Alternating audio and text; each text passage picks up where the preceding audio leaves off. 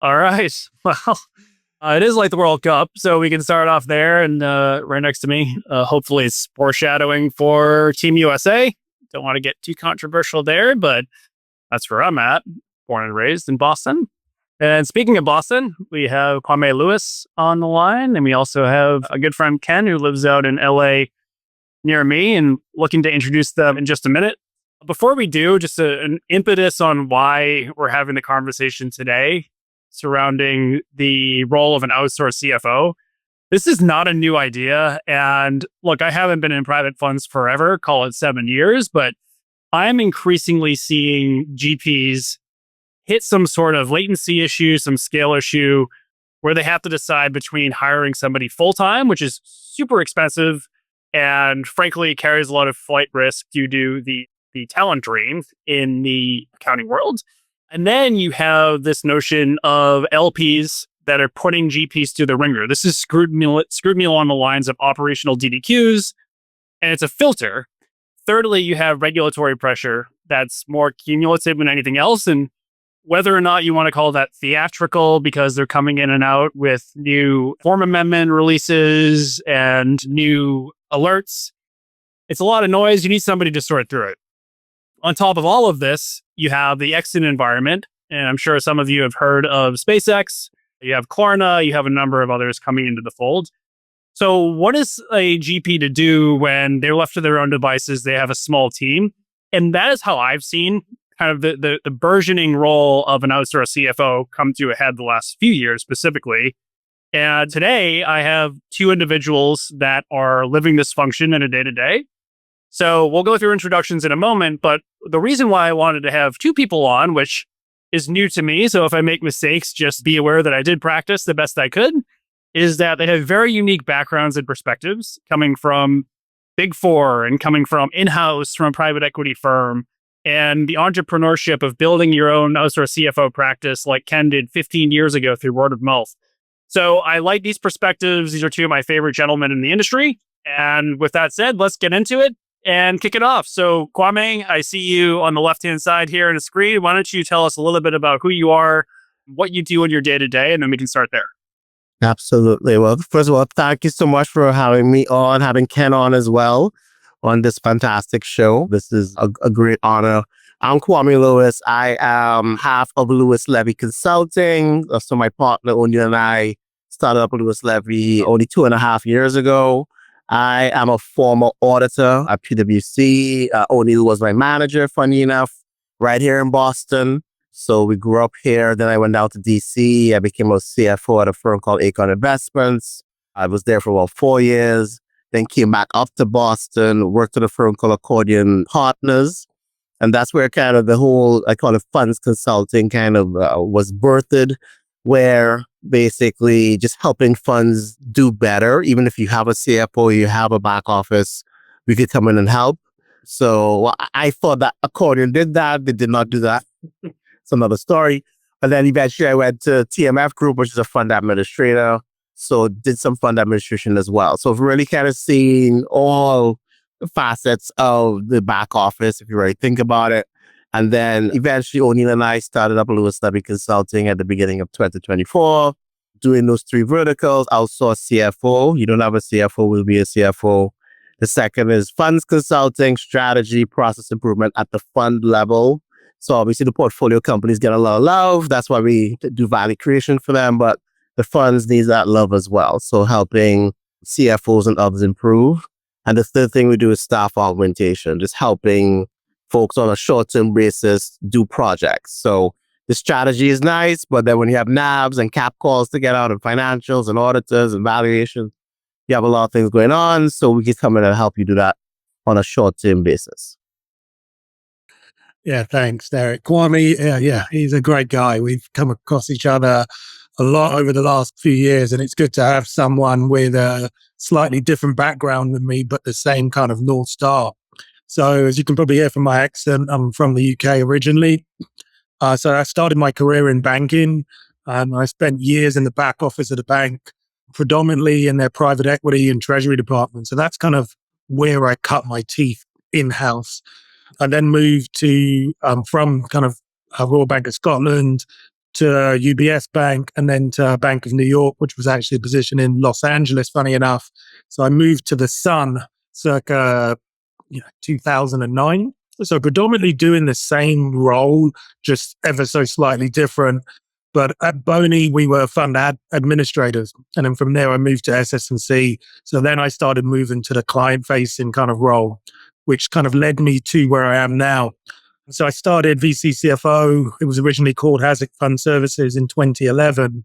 And it was mainly to just be a consultant. So to try to kind of fill a gap that I didn't essentially knew existed. Over the years, it seemed like the market changed, the need grew, and especially in the VC world. So I kind of lent my services to that and then met more and more people. Coming from a fund admin background, I understood the kind of technology behind fund admin, the end use case. What I didn't have is the audit and tax background, which Kwame has. So we differ, but are similar.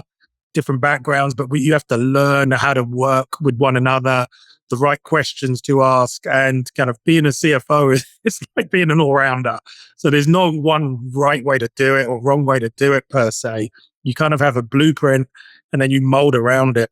So just over the years, I've just evolved, tweaked, and it kind of leads me to where I am now. And, I like the kind of sporting analogy that Derek has, and you see in my background. There's never one finished article. So it's just, I'm never kind of, this is it. I've got the right formula. It's always something that I'm looking to change, the extra 1%. And as I said, there's no one right or wrong CFO. It's whatever fits your team.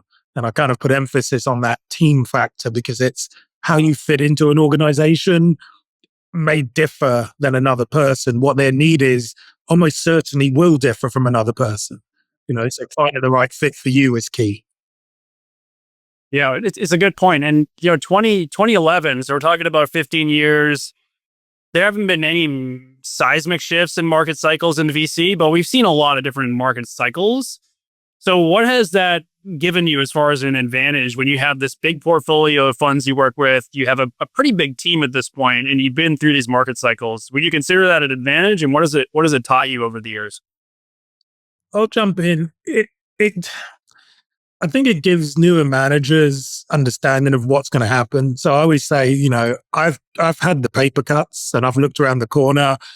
When I first started my career in banking, I was early, 2003. So I'm riding the wave of everything's growing, double-digit growth every year. And in your early to mid 20s, you drink the Kool-Aid, and I guzzled that Kool-Aid. It was great, living in the city, I was enjoying it. And then the reality hit me hard, So personal losses in shares that you had through the company, and you were like, oh wow, there is, and everyone thinks it's doom and gloom, and you're like, okay, what can I do? I can learn from this. I can understand it. I'm old enough or young enough, sorry, to recover. So when I see things, I'm not as reactive. I'm kind of trying to calm the person. I'm like, look, this is what it's going to look like. We're going to have to work through this, but we have to kind of go back to go forward. So don't be surprised when something happens. Don't be surprised when market is at an all-time high. If you've seen the highs, you've seen the lows. So as soon as you've been through cycles, you kind of react very differently when things occur because you don't want to believe it, but I've only had kind of one. I lived through the 08 crisis. I was 28 at the time, and I was like, wow, I'm flying. Then all of a sudden, the next few years were stagnated, and I'm like, okay, they weren't stagnated. It just, the good people will get to the top throughout. So that's when you really are going to realize how, if you think you're good, come out the end, and then you feel like, okay, now I've got the experience. Now I'm in kind of the prime of kind of my kind of learning career. Let's accelerate. And that helped me start a business because I was able to, you have to have the ups and downs, and being a business owner, same as being a fund manager, they will have ups and downs. And part of it is having the empathy to go through them go through it with them.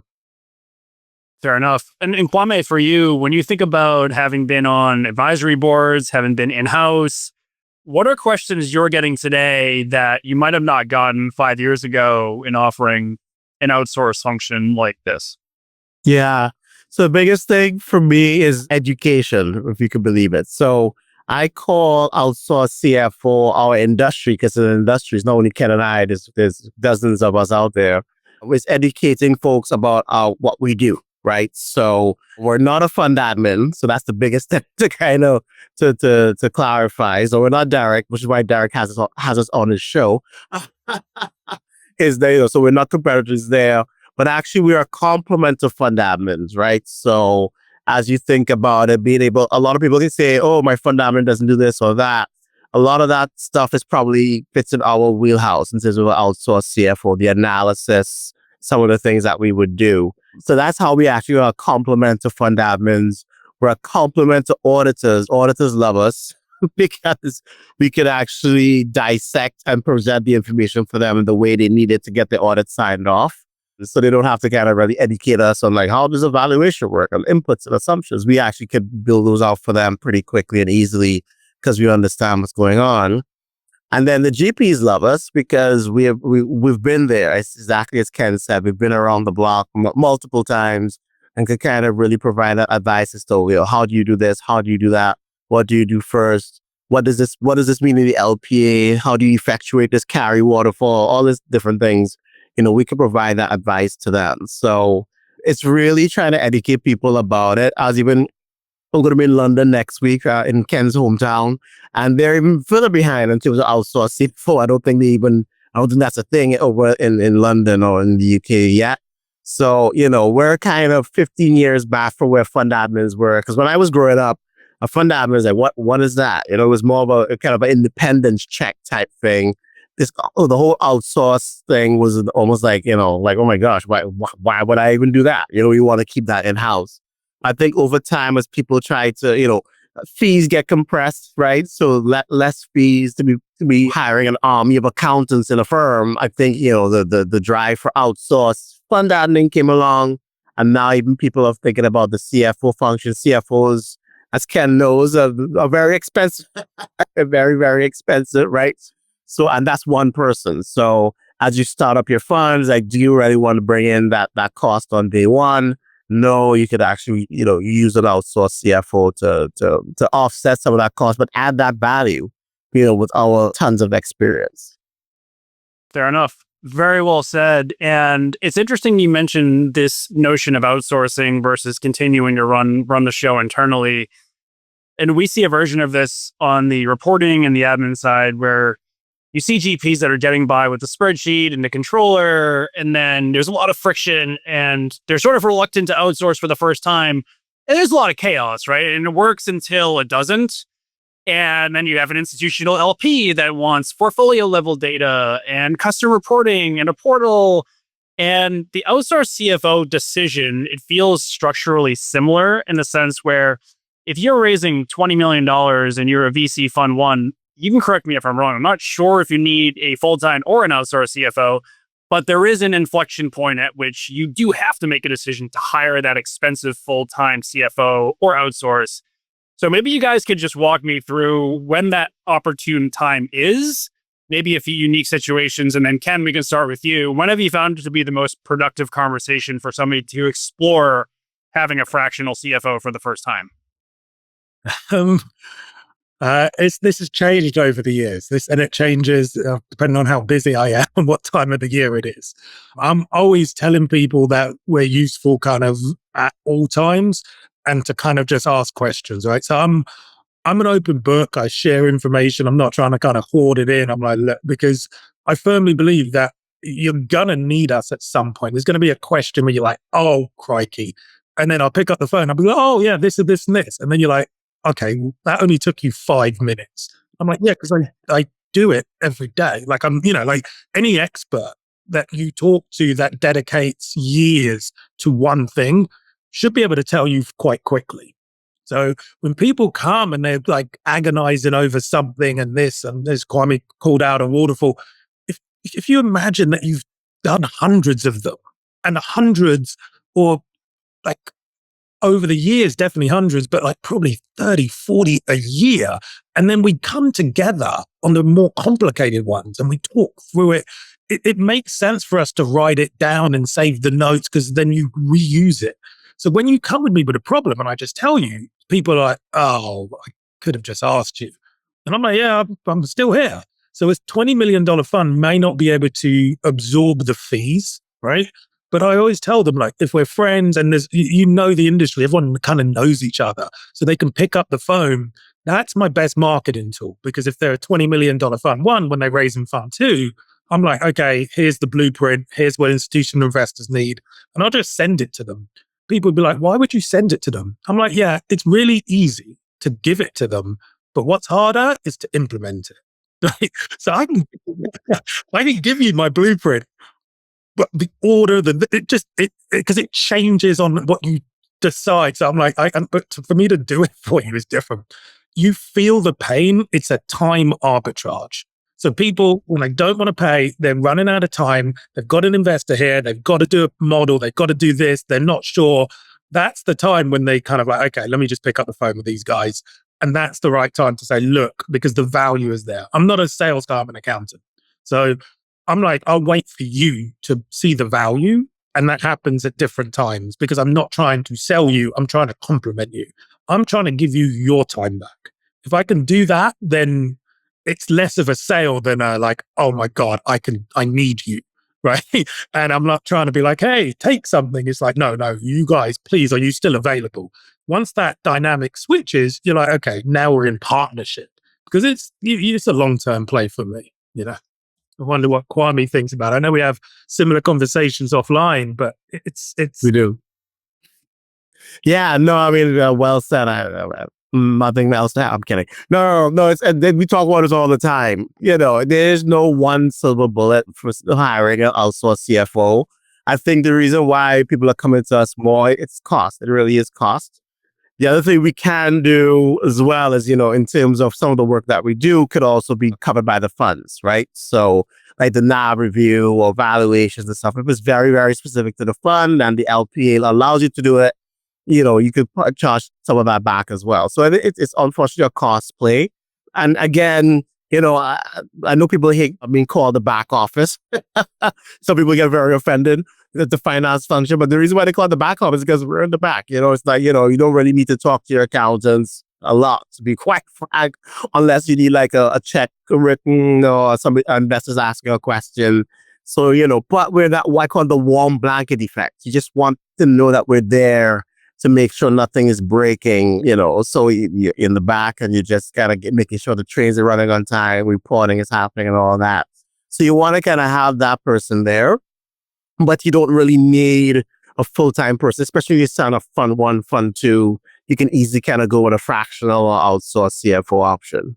And we actually see as much as or more than maybe some of your CFOs, not to take it from my CFO brethren, but because we just have more clients, right? So we just, our pool of knowledge is just bigger because we just see a lot more across our clients. So there's a lot of reasons why you go to outsource CFO. And on the other side of it, once you get big enough, once you get to funds 5 and 6, please get a CFO, right? You don't need to keep us forever.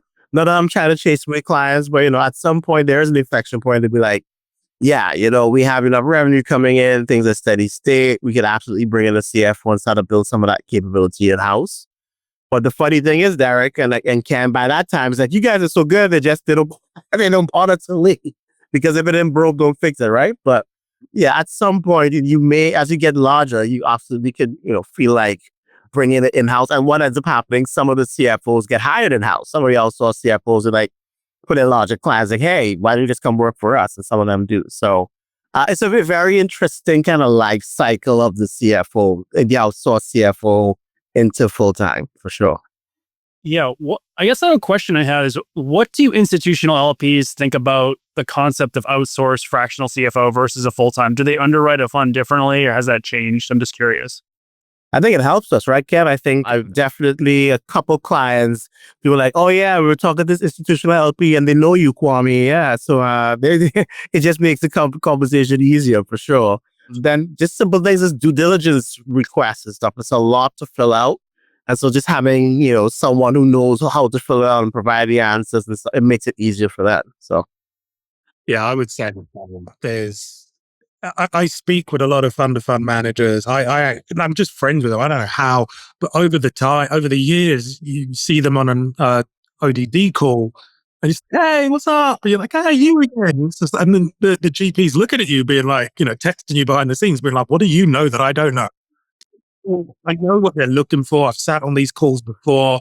I've filled out their reporting. The template is this. This is the cadence. This is what they're actually asking for. So it's all of these things. And I would say an extra layer of independence matters, especially with the emerging managers. So they like to see us involved.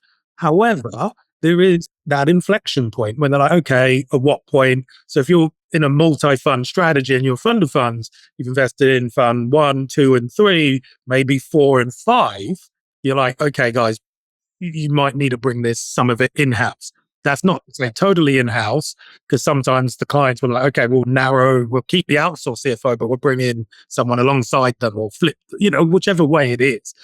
But the investors like it because there's level of independence. They know that you know how to do it. So they're like, I've worked with you before.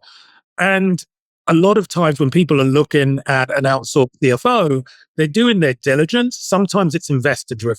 So sometimes I get leads from the investor saying, hey, we really like you. Consider an outsourced CFO. Here are 3, and Ken's firm is one of them. That's kind of testament to what I'm doing. I'm like, okay, cool. They must be getting their reports on time. They must be liking what I'm doing.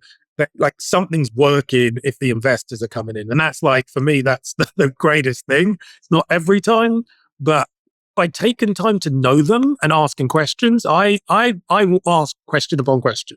So if I find someone that I know, an English person that's in their team, I'll say, hey, do you mind if, I speak to you and I ask, what are you looking for? What makes your life easier? And you'll be really surprised. They'll be open to speaking to how they think about it, how their reporting feeds into their system, how the timing makes sense, what they need. And then you're like, okay, now I know what you need. I can reverse engineer this. And you can make it a project because you've got multiple clients with them. And then you're like, okay, cooking with gas here. I now understand the need. It's not just this report. I need the report in this format for this reason. And you're like, okay, what technology? So I'll come and speak to the fund admin and say, hey, how do I get the technology? Is there a way that I can make it more efficient? Is there a report that I can just feed and enter their back of that? Like, you're trying to take the human out the loop. And funny enough, that actually makes less work for me. So in a funny way, I'm reviewing less inputs and changes and spreadsheets because I'm like, source system, what they want, how do I get there quickest? And that's just, I've worked in change management before. So I'm sitting there thinking it through and I'm like, okay, but it takes time to understand and talk to them and harness the relationships. I've been doing it a while, so I find it easy, but I kind of didn't know when I first started. So For sure. I'm going to go off the beaten path for a second. You mentioned something interesting, which is if you do a good job, clients find you. So this is obviously a relationship business. And you look at professional services as a whole, we are trusted advisors, whether you're an outsourced CFO, whether you're a fund administrator, whether you're a law firm. I walked into a law firm office a few weeks ago and the fund partner said, oh, you're here. I just referred you a deal. You should hear from them soon. Happens all the time. So I guess what are some tips or best practices you could share with the audience on building good relationships in private funds? I know it's not specific to this conversation, but you guys are incredible at it. So I figured I'd ask. Maybe we can start with Kwame. Yeah. So the first thing I do is sell. Okay. So US is focused on branding. So it's all about the brand, right? I was just telling someone at lunch today, when you think of shoes, what do you think? You probably think Nike, right? Or Reebok, right? When you think of fund admins, what do you think? Maybe I shouldn't call the name. But that's really what it is. It's just all about branding, right? So when you have that issue, who do you call? Do you call Ken? Do you call Kwame? But, Ken and Kwame spend a lot of time out there, out on the pavement, in the trenches, really trying to kind of just understand what, people need, but also be able to tell them, if you do need something, call Ken, call Kwame, right? So it's a lot of, it's hard work. It's a skill that I think everybody should learn. It's something that I've learned over time. Clearly Ken has as well. I'll let Ken speak for himself, but definitely going to conferences, going to all the various events, the lunches, the coffees, all that stuff. LinkedIn, right? So having a good LinkedIn game. So Derek is obviously you're great at that. So everybody knows you from LinkedIn. But people actually that's where they come to you, Derek, and say they with me. They will say, "Hey, Kwame, I saw you on LinkedIn. I follow you." Like, it's like a little bit of fandom, which is kind of cool. I don't know why, but like, oh, I met Kwame, he's the guy from LinkedIn. Uh, so I mean, use LinkedIn as simple as that. Everybody has it. A lot of people don't use it. It's amazing. A lot of people don't really talk to each other as much on LinkedIn, which is kind of interesting, right? So everybody's connected, but then have no conversations or no connection in LinkedIn. So I think, use LinkedIn, go to as many conferences, get out there as much as you can and just build your brand. Branding, once you build that brand, it makes it much easier. I know I'm not as out there as Kwame. He's definitely been He is. He should be modest. To be perfectly honest, for years and years and years, even my friends didn't know what I did. Some of them still don't. I've just been more deliberate with describing what I do. And I've got to kind of thank my wife for that, because I meet 100 people. I'm very outgoing, but I also have kind of work and play. And I used to very much keep them separate, right? And people go, "What do you do?" I mean, I'm an accountant. And I would just leave it at that. My wife would be like, "Hey, just explain a little bit better what you do." Because they may be in venture, they may understand something. So I was just more deliberate about kind of what I say I do and following up with people that I know. I'm pretty good at getting back to people because I know a lot of people, but then I'm always like, "Okay, great to meet you." And then I'm like, let me follow up, let me make sure I go. So if I do go to the conferences, to make sure that I'm doubling back, to make sure that I've got notes, just to make sure that they know you're around. I get a lot of business through the network. And what I mean by that, whether it be other CFOs being said, "Hey, my friend wants to start a new fund," and they're at a huge fund and they're just going to give them advice. And they're like, "Okay, speak to this guy." As you said, law firms, fund admins, the people in the ecosystem, quite candidly, they've got bigger budgets than I do in terms of marketing. So I'm kind of more kind of sniper shot. I'm like, okay, let me make sure I'm useful in the industry. Like, let me make sure that the people that the gatekeepers kind of know who I am and I'm thinking about them. And that's kind of what I've done. It does help. I've been around 15 years. Kwame's definitely like gone like to the well, and the marketing side I definitely can learn a lot. But mine has probably just been through tenure. If you go to the same thing 10 years time, but eventually they're an old-fashioned way. Yeah, I think I met Kwame through LinkedIn and Ken through a mutual connection in LA. So there you go. That's exactly it played out in that case.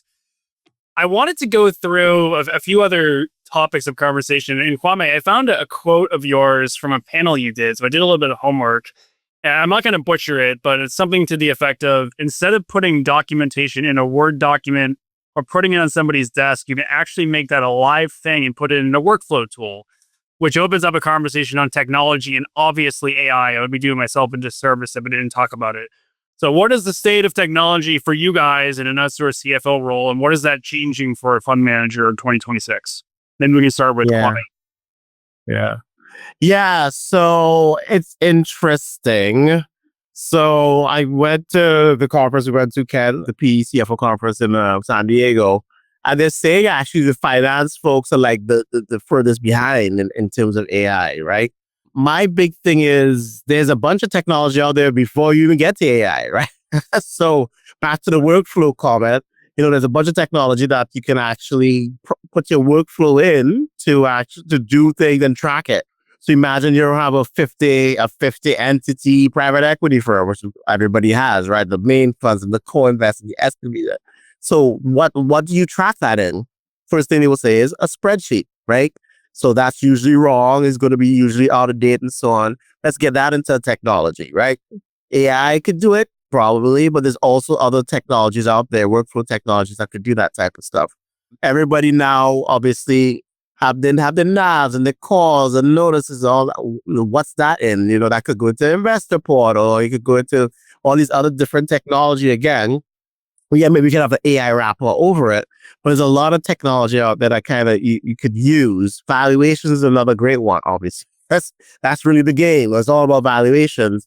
What technology is out there? They have all these different vendors out there, right? So I think everybody's kind of going towards AI, or at least that's the buzzword is AI. But there's already technology out there that solves for a lot of that. And then you could probably use AI as a wrapper to say, okay, now I have all this stuff out there. How can I put this in a dashboard so I can see this very easily, simply, and and it's a live, refreshable type a source of information. That's kind of where I'm seeing AI, at least in our industry, versus AI replacing Ken and Kwame, right? Like, you be talking to a bot, and they could kind of tell you how to do your waterfall or how to negotiate with an investor. I don't think we're there by any stretch, but I think what we want to do with AI is kind of learn how to make some of those repeatable processes easier. But the funny thing is, there's a lot of other tools out there along with AI that kind of gets you there. Fair. Ken, I wonder if you have any different opinions. It's slightly different, my view on AI and kind of the tech stack. So I spent a long amount of time and money developing things and then throwing it away and developing things. And I'm like, yeah, let me just fit. And it was kind of take a step backwards. So I tell my clients, when it comes to picking vendors, I'm pushing it onto the vendor. So I'm like, let's use the vendor's AI, because eventually whatever I'm going to do, they're going to embed into that. What I really need and where I spend a lot of my time is first amount of time is in meetings, which I can't replicate myself. So I'm like, okay, if I can't fix that, how do I make these meetings more efficient? And Kwame said on the valuations, I spend hours and hours and hours and hours going through decks and things in preparation for a call. And then the GP will be like, oh no, that's old. That's this, that's that. And I'm like, oh my God. Well, it's about kind of data aggregation. I think everyone's been going for that single source of truth, and I've never found anything that works in totality, right? So it's like, okay, I know I've got the stuff in my fund admin system and I'm going to layer my stuff on top of it, which is because I know that's audited. I've checked it to death and I'm now layering things on top of it. So I'm now still trying to find that. What AI can do is kind of pull that together for you so the conversations are easier. So when I have conversations, it's frustrating when I'm like looking through numbers and I'm trying to find a number and I'm trying to talk to something. Yet if I can get an analyst or an AI analyst to bring all of these decks for a valuation meeting with 50 portfolio companies to the fore, and I can query it in real time or semi-real time, that's valuable because I can get through a 30-minute meeting without having to print off bits of paper and go through the deck and have 50 screens. If you see my setup, you'd be like, oh my God. That's where I find the value. It's, as I said earlier, it's a time arbitrage, right? It's trying to figure it out. And it can do other things. So I'm using AI to almost absorb each client's information, like as my thought process about it. So whether that means meeting agendas so the meeting moves faster, reminding me on schedules and, Kwame said workflows and things. It's a lot of the role is routine, but once you get through it, you're like, okay, what does a CFO actually have to do? What are the higher cognitive tasks? So is it updating the budget versus actual? I'm like, okay, well, there's no one else. I have to review it. So let me just do it anyway. And this doesn't take too long. But what if those 30 minutes were given back? Right. And you're like, okay. And it's a small amount of work, but it's times that by, 20 plus clients. It kind of adds up quite quickly. So that's the time arbitrage, because I want to do more of the C work in CFO. I want to do the more chief work I can get out of me, the better the kind of the client experience, because I've realized that the client, it's not the finance function because you could learn that. It's kind of the experience and this number and how it means in the bigger picture, which is why I think there's a moat of AI, but can it help me get the numbers to me in an efficient way? Think about it as an analyst who's just coming to you with giving you information and you're like, great, 10 minutes before a meeting and I can run and take that. That's what I'm using it for. And I see everyone invested in technology. I'm just waiting for it to land and then I'll probably get another subscription. I'm not standing still, but I'm not stupid enough to realize that whatever's here today is going to be the final product. In a year's time, it's probably obsolete, almost definite. Fair enough. Yeah, the trying to build your own tools can be an onerous task. You can also kind of blow up in your face. But let's move along to the C and the chief financial officer and talking about strategy and vision, 2026 in particular. There's a lot going on right now. You have new products like continuation vehicles, GPU-led secondaries. You have a change in the macro picture. You have a new Fed chair and Kevin Warsh, who's been known to be notoriously hawkish over the years. So that thinks through liquidity and treasury management. What are you keeping an eye on right now? And if a GP were to ask you, what are the 2 to 3 things I should be the most worried about? What might you tell them, Kwame? Maybe we can start with you. Yeah, the main thing right now is fundraising, man. I mean, it's the main thing right now all the time. It never stops. In fairness, it never stops.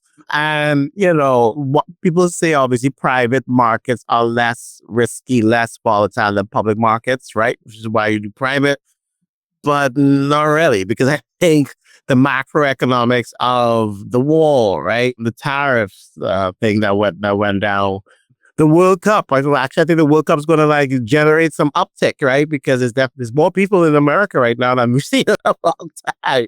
They actually come in visiting, so that should be more the up versus down. But the macroeconomics impact fundraising. You get a lot of people that come to you and say, "Oh, a lot of the investors are waiting." It's like, what are they waiting for? Why? What if he started today or he started a month from now? It shouldn't matter, but it kind of does because they try to, see, all these different changes, macroeconomic changes, domestically and internationally, they do impact, how much they fundraise. The other side of it too is distributions or lack thereof, right? So everybody's trying to figure out how could it be smarter to get distributions back in the hands of investors, right? The point of all of this is to invest and get our money back. And so when your money is locked up in a 10-year fund for the 10 years and your distributions paid out is close to zero, that's an issue, right? So that's why the genesis of these continuation funds are coming along, because they're like, okay, we need to get some type of liquidity, do something to say, okay, well, you could roll over and continue the 10-year clock to 12 and 15, or you could get out now at a smaller discount, right? So continuation funds are upticking, and then secondaries are upticking as well. Again, the same type of thing. You're in a bunch of funds, and you just need some type of liquidity, so then you'll be able to to make these secondary transactions happen. So I think a lot of it is driven around fundraising, capital infusion. There's a lot of dry powder. There's a bunch of staff on dry powder out there as well. But the fundraising and then the money coming back out, the distributions back to investors is really driving. That's what GP should be thinking about. Even as you raise a fund, you're gonna have a portfolio of 5 to 6 to 7 private equity company. What are the exits looking like? What's the plan, right? And, because, if you get a few big wins up front, that kind of helps with that distributions, and then that kind of helps with the investors and so on. So kind of really planning out those exits is a big deal. So that's why I tell my LPs so my GPs, my fund managers, that's what they should be focused on. And they're really, again, the fundraising is tough. It's really, really tough out there. There. Yeah, the Scots in Boston, they've left for Florida at this point, but they left for Florida, so they left us with some beer now. So now the English fans are telling me to drink that's out, right, Ken? You guys are here. Ran out of beer. I mean, talk about a supply shock. You guys ran out of alcohol in Boston for them. They were too happy with that, so they started exactly. A ruckus. Ken, I wonder what you think as far as what you're advising on the biggest risks, whether it be the Fed, whether it be the exit environment, whatever the case. What do you have top of mind? Well, this kind of goes back to what I used to do at Boney. So I used to do beginning of fund and end of fund.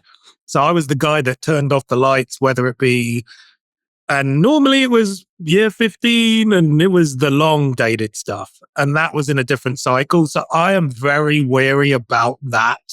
I'm also aware that the kind of secondaries and continuation vehicles were not built for venture. So like, I love speaking to managers, and I don't kind of try to tell them, I'm like, oh, it's not going to be as easy. It's not built for that. It messes up your kind of compliance and venture exemption. It does a lot of things. And at the size of some of these venture funds, it just is not worth it, quite candidly. So it was built for PE. It was built for the multi-billion-dollar fund, which has 250 million still left to go. And it just was not built for the new use case. Will that change? Maybe. I hope so. But just to be aware of it, I'm like, guys, you need to plan for this. You need to have adequate reserves. I've seen early managers go out and say, right, I'm going to invest so and so much capital. Then I'm going to get liquidity. So I'm going to recycle. And now you're year 5 in. I'm like, this liquidity might not come in year 7. In fact, it's highly unlikely that this will IPO. I know the IPO markets have opened, but if that's what you're betting on, you need to kind of pull back a little now, because if you're wrong in your maths, you won't have enough for year 11 and 12, and perhaps 13, 14, 15, or definitely 13. So I'm a killjoy when it comes to that, only because I've lived through it, and that's what I used to do for a living. So I'm like, okay, let's think about it now. Put the seeds in now. Does your LPA in the beginning have the flexibility to kind of convert now? A lot of them do, but some of them are quite rigid. And so it's just understanding that and educating managers based on my fear.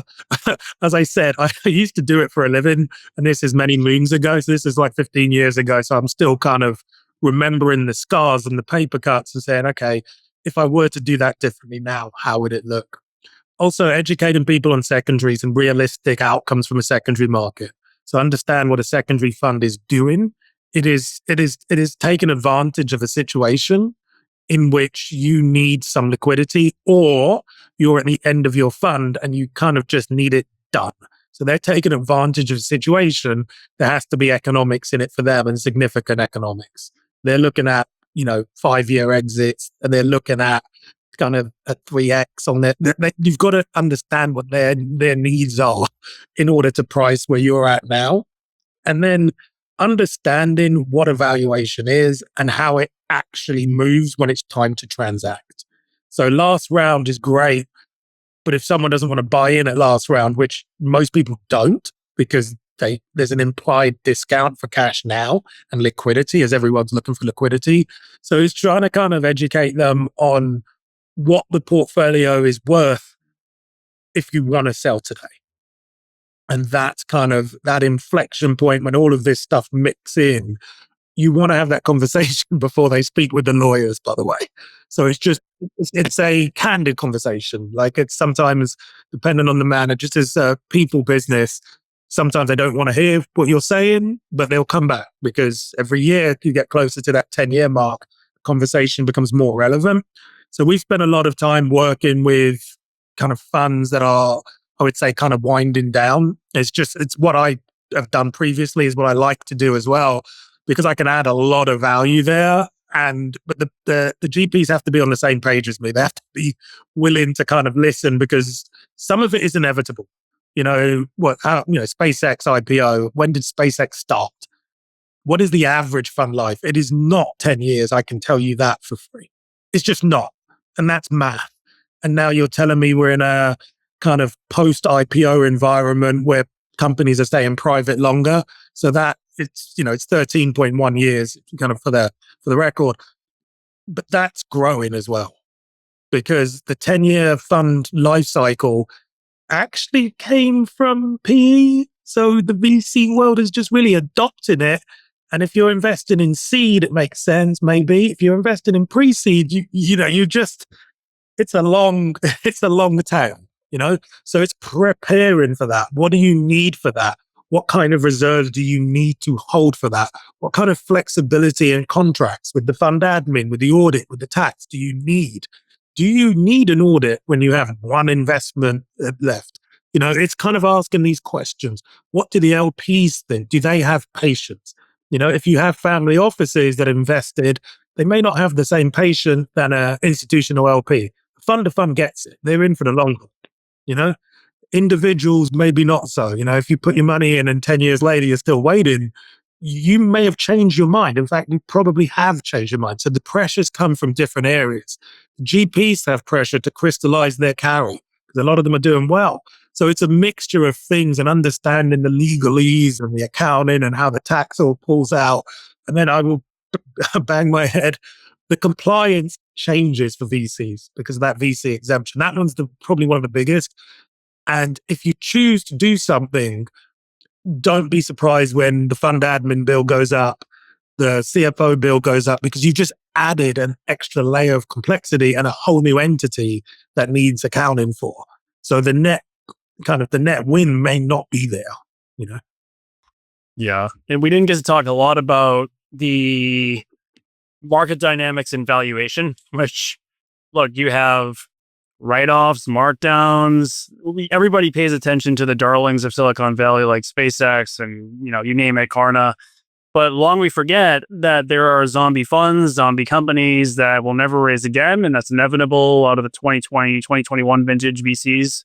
And so we'll see what happens there. But it's good to get creative. And it's good to know that if somebody works with a sort of CFO like yourselves, they can ask that question and you can give them a blunt response, which is what the conversation deserves. Let's close off with anything we miss. I wanted to keep an open forum here. So, Kwame, let's start with you. What is maybe one or two things that you want everybody to take away for today's conversation to end the conversation today? Yeah. I think the biggest thing for me is please use this as a resource. You heard that Ken is going to give it away for free too. So, yeah. Ask Ken. Don't ask him. I'm just totally get it. Yeah, so we are a resource. We're a resource, obviously, for GPs, but we're a resource for other CFOs as well, right? So other CFOs are out there looking, hungry for information, hungry for benchmarking and data points and all that stuff. Come to us, right? We see a lot of it because we're out in the market. We have more clients. Think of it as your CFO one fund, and that's all you see is the one fund, the one manager company. And you'll go to conferences, right? And then you kind of glean some. That's why conferences are so popular. You get to glean from other CFOs you meet at the conference, from the speakers, etc. But then you go home. And then you're back in your office again for another few weeks. And you have this issue and that issue. And like, where do you turn to? So a lot of people turn to other fellow CFOs and so on. But, I think the outsourced CFO, we're definitely great advisors to other CFOs to kind of say, this is what we're seeing out there. This is the best practice we see for management company or for valuations or for fund admins or, you're looking for a new vendor. What do you ask? What do you think about all these little things? I think, besides us just kind of building out this new kind of industry for outsourced CFOs, I think we're a treasure trove of knowledge and expertise on funds. We live, breathe funds every day. So reach out to us. We definitely will have an answer. I doubt you'll ever find something that they'll ask and be like, I really haven't encountered that. AI is another issue, right? Same thing. Like, come to us, ask us what we're seeing out there, what we're hearing people do. We can definitely add value that way. So that's my big takeaway. Right on. Ken, take it home and then let us know where people can find you as well. Yeah. No, thanks, Bob. I mean, definitely the same thing, kind of open book and start talking about it. One of the things that I would like to kind of add is like teamwork, right? So a solo GP or a small team, you don't necessarily have the teamwork. We will have kind of 2 to 3, if not more people on it at different levels. We've got different perspectives. So one firm may have different actual perspectives in the room of how things are, so we can kind of talk through things. That's huge to me because there's not just one right answer. It has to fit your fund. It has to fit your culture. It has to kind of be right. We're kind of all building something together, right? I feel privileged, and I use that word like actively because I get to work with really clever people solving really clever problems, and I'm too chicken to put my money in. So I get to, in some part, to kind of partake in this ecosystem, right? Some of the best companies coming out, we see it from a small to a large, and it's like, wow. And it's something to be proud about. So that privilege is why we do it. So you need to find the right people around you. I go back to the sporting analogy. Every team doesn't need the same player, right? it might be obvious he's the best, but it's like, I need this piece of the puzzle for now to get me to this place, right? I'm not saying that, an outsourced CFO is going to be like the greatest thing ever. It's going to win you the championship. But if you're trying to get a good bench player and you're like, that guy can do a job, I can bring him in. He's a bit of a veteran. He might not be, his value might not increase over the years, but he's been there, done that, and he won't miss. And I know I can rely on them. That's kind of what we are. So I'm like, I'll get you to Fund 4, right? And I'll get you from here to here. After that, we may shake hands and go our separate ways. But I'll have enough eyes on me that basically, okay, let's bring this guy in again, and I can make it repeatable. Great. Love it. Well, thank you guys. Appreciate the time. And where can we find you? Kwame again, LinkedIn, mail carrier. What's the best way to get in touch? I know pigeon, right? So for me, we have a website, LewisLevy You can check out our website. Obviously, check us out on LinkedIn. Same thing, LewisLevy Consulting. We're growing. We're excited about the industry. Obviously, you can reach out to me as well directly on LinkedIn. But really excited about what we're growing, and I love hanging out with Ken. I wish I could do that more, but he's all the way across on the other side of the world. So, but yeah, no, it's really cool to have outlets like this, and thank you, Derek, for having us on. Yeah, thank you, Derek. Kwame, I might get out to Boston one day. My neighbour's one of the Scottish people that overtook it and says I should spend. I'm going to check. I'm afraid of the cold. So, for me, LinkedIn, I'm active on LinkedIn, and our website, www.vc-CFO.com. But as I said, reach out, ask questions. There's no wrong questions, no wrong answers, really. Yeah. And we love fund administrators. We love all you guys, Derek. So, thanks for being such a great partner to us. Yeah, we love you guys too. And Boston and LA are two of my favorite cities in no particular order. So it's great to have fun, and I'm sure I'll see you both soon. For sure. All right. Thanks, Derek.